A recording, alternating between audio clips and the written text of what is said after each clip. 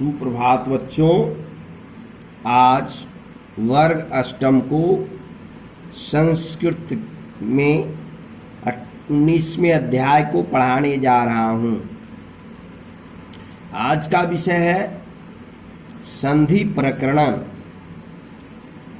संधि जिस प्रकार आप हिंदी में संधि के बारे में जानते होंगे, उसी प्रकार संस्कृत में भी संधि की जानकारी होना अनिवार्य है। पहले देखिए संधि किसे कहते हैं। तो देखिए, दो अत्यंत संयोगी वर्णों के मिलने से जो विकार उत्पन्न होता है उसे संधि कहते हैं। संस्कृत में संधि के 3 भेद होते हैं। पहला है स्वर संधि, दूसरा है व्यंजन संधि, तीसरा है विसर्ग संधि। अब देखिए, स्वर संधि किसे कहते हैं, इसके बारे में इसकी परिभाषा जानिए। स्वर संधि स्वर वर्ण के मेल के कारण स्वर वर्णों में जो विकार उत्पन्न होता हो उसे स्वर संधि कहते हैं। अब देखिए, ये हुआ स्वर संधि की परिभाषा। अब इसके भेद के बारे में बताता हूं। संस्कृत में स्वर संधि के 5 भेद होते हैं। स्वर संधि के 5 भेद होते हैं।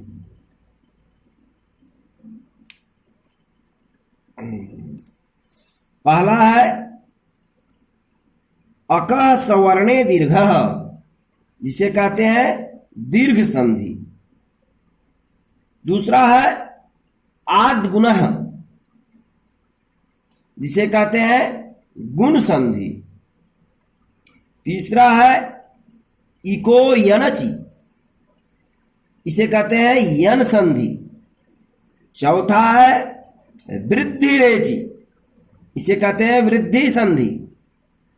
पांचवा है यचो अयवायावः, यानी अयादि संधि। इस प्रकार ये स्वर संधि के 5 भेद हुए। अब देखिए, इसकी परिभाषा इस प्रकार है। पहला है दीर्घ संधि। दीर्घ संधि किसे कहते हैं, इसकी परिभाषा देखिए। 2 समान स्वरों को मिलाकर एक दीर्घ स्वर हो जाता है।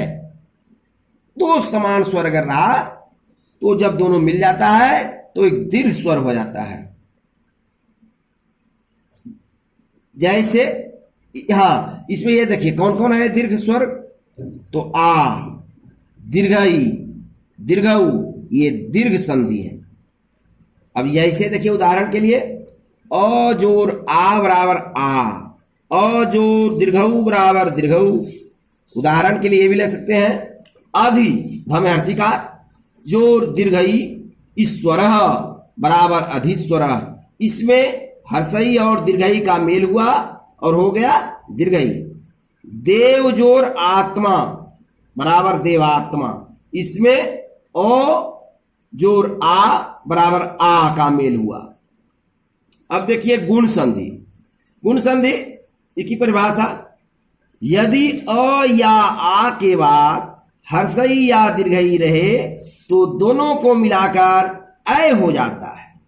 यदि अवर्ण के बाद हर्षऊ या दीर्घऊ रहे तो दोनों मिलाकर ओ हो जाता है।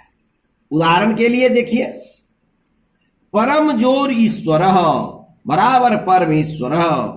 इसमें क्या हुआ, अ जोर दीर्घई, अ जोर दीर्घई मिला तो हो गया ए। महाजोर उदय बराबर महोदया, इसमें क्या मिला, आ जोर हर्षऊ तो हो गया ओ।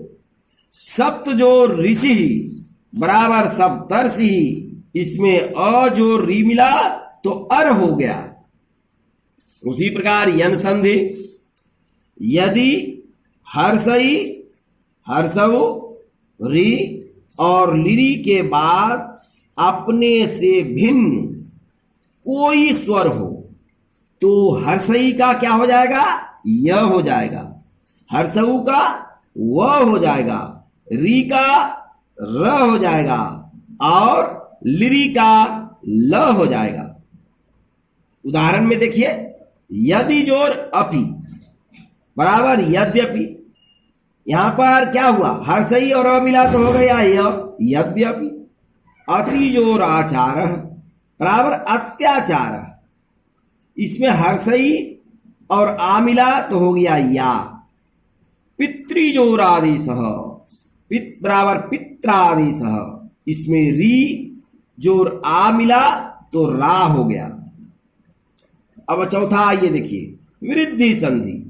यदि अवर्ण अ या आ के बाद ए या ऐ रहे तो दोनों के स्थान पर ऐ हो जाता है।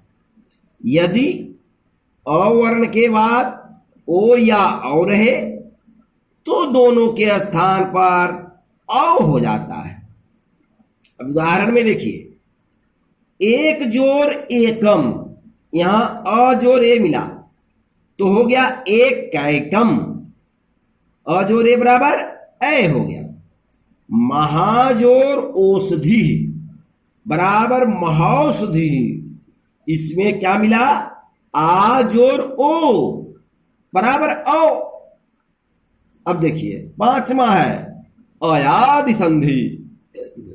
यदि बाद में कोई भिन्न स्वर रहे तो ए का ऐ हो जाता है, ओ का औ हो जाता है, ऐ का आय हो जाता है, औ का आओ हो जाता है।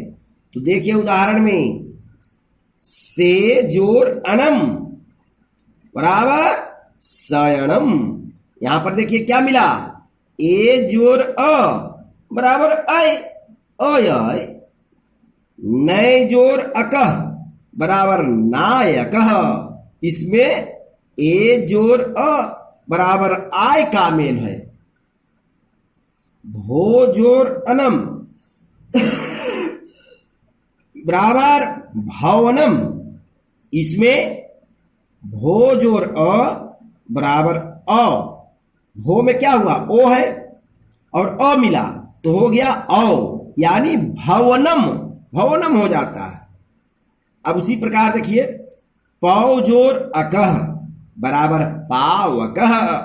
इसमें औ जोर दीर्घऊ मिलकर आव बन जाता है।